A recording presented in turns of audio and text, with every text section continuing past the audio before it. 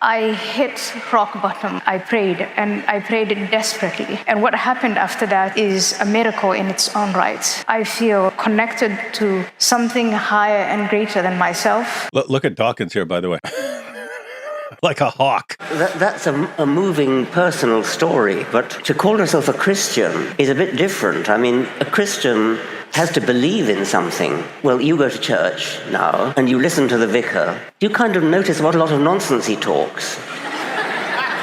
Isn't it like messed up? I mean, it's kind of funny. I was at rock bottom and I prayed for God to help me. And now I'm a Christian and my zest for life has returned. And I'm so grateful and I'm humbled now. And he's like, but do you know that this is all idiotic nonsense that your vicar is spouting? Isn't that weird? It is a little bit. Atheism is so ingrained in them. You just have to attack. But it could be a completely different situation, right? Like imagine you see someone and they say, so supposing something that we regard as like silly or something like that, because that's how Richard Dawkins regards Christianity. But someone said, I found this little goat thing sitting there, and I was like, oh, I think this thing is magic and gives me magic powers to be happier. Now I'm happy. I mean, if you were talking to someone who's just saying about how miserable they were without it, it probably would. I mean, maybe eventually you want to, question the validity of their believing that they're getting their magical powers from this little goat thing that they found. But would you instantly want to just start blasting? Oh, that's stupid. Do you really take it seriously that Jesus is the Son of God? Jesus rose from the dead. Jesus was born of a virgin.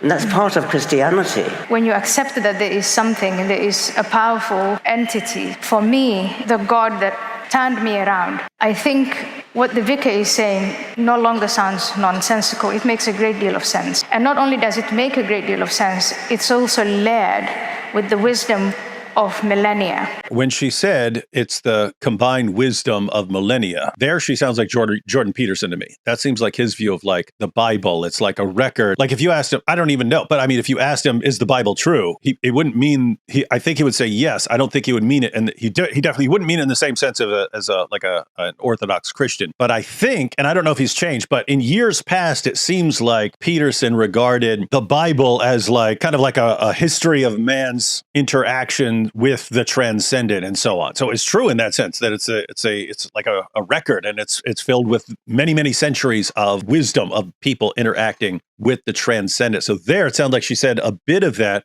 but she actually, it was easy to miss. She actually countered. So Richard Dawkins was saying, oh, do you believe in this Son of God and miracles and the virgin birth? And then she points out, well, because you believe there's nothing out there. So yeah, if you believe there's nothing out there, yeah, that stuff doesn't make any sense. I'm not in that position anymore. I believe there's something out there. So once I believe in God, the other things make more sense. They're not as ridiculous to someone who believes in God. And that's true. If you don't believe in God and someone says a miracle has occurred, that does sound stupid. If you believe in God and someone says a miracle has occurred, yeah, it doesn't seem stupid. So, but from what you've just said, it sounds as though you're more than just a political Christian. I mean, it sounds as though you actually believe it. So what is your response to those specific questions of Richard? When the vicar is saying that Jesus is the Son of God literally, not figuratively, how do you square that with your highly trained rational mind? This is actually funny, man, because Dawkins there, he's just saying, hey, when you are acting like it's you're believing in this because it's helping you and because it may be a bulwark against something worse, I was totally on board with you. But now you're sounding like someone who actually believes this stuff. Are you crazy? Are you mad? That's funny, like, isn't that weird? We've talked about this before, but it's like, if you were an atheist and someone said they believe, like, why would you care? Like, does it really matter, Richard? I mean, you're all old, Richard. Why would you care if she actually believes something? Is the world going to fall apart if Ayaan Hirsi Ali, who was depressed, if she actually, I believe that. No, I have to stop this. I have to do something about this. This is interesting to me. I find this really actually fascinating. This is something we talked about this before, but from an atheist perspective, and if you go back before the new atheism, atheists back in the day were kind of like, why am I going to go around attacking all this stuff? I don't. If it's not a threat to me, why am I going to go around attacking? If it's not like destroying the world or something like that, why would I care what other people believe? And then you get to the new atheism, and it's no, we have to attack everyone because it's all bad and it's going to destroy science and it's hindering the world. It's suffocating progress and so on. And so we have to attack in all directions. But then along the way, you get actually maybe Christianity was helping us more than we realized. And so the question is, once you realize actually this is helping you, well, the only reason that made sense from an atheistic perspective to want to be going around and attacking people's beliefs was that if you regarded those beliefs as dangerous and harmful to you, if you start to regard them as helpful in a sense, not in all senses, he's made that clear, but in the sense of it's actually protecting you from worse things, then what? And especially when you're sitting right across from one of your friends who's talking about how messed up she was and how whatever this is, her belief that it's true is helping her, and you want to attack it. Her belief that this is true is helping her flourish, and he wants to attack it. I just have to say, AP, you could give your take. To me, this looks like a kind of spiritual issue where I'm going to do something even if it makes no sense from an atheistic perspective because I can't help myself because of the powerful I think it's just powerful demons. And he's helping clear the path for Islam to conquer Western society. That's what we love most about it. Exactly. If you come round to the idea that there might be something much more powerful than we are, something that caused everything else, then something like Jesus rising out of the dead or these other miracles, Jesus being born out of a virgin, for that higher power is not a big deal.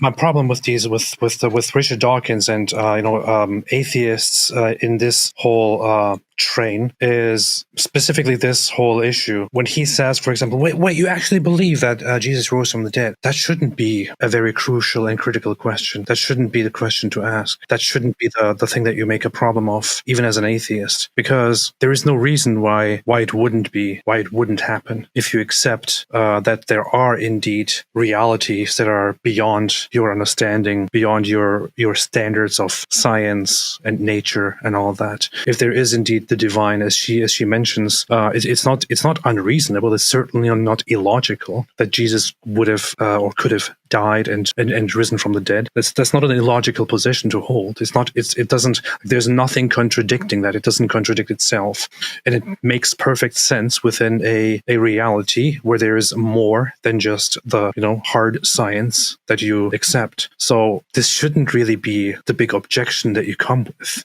You shouldn't be like, wait, you actually believe Jesus? Yeah, you could believe that. Yeah. I agree. So Richard Dawkins' actual perspective here is, hey, we've got this world, it's physical. You've got all this talk about supernatural stuff. It's a bunch of nonsense. And so when I'm talking to you, if I disagree with you, I'm going to point out something you believe that is miraculous in nature. And hey, given the fact that we live in a physical material world, and so isn't that just nonsense? And it looks like he's just going to keep pointing out examples like that. And she's pointing out, well, if I believe in God and I don't believe that that this is all there is, I can come to different conclusions, right? And she's exactly correct. And so you're right that the actual he can't just assume that they're arguing as naturalists, because they're not. It's a theist now. She's a theist, and he's some sort of like metaphysical naturalist. So yeah, I would agree with AP on that. That at this point they're kind of arguing past one another.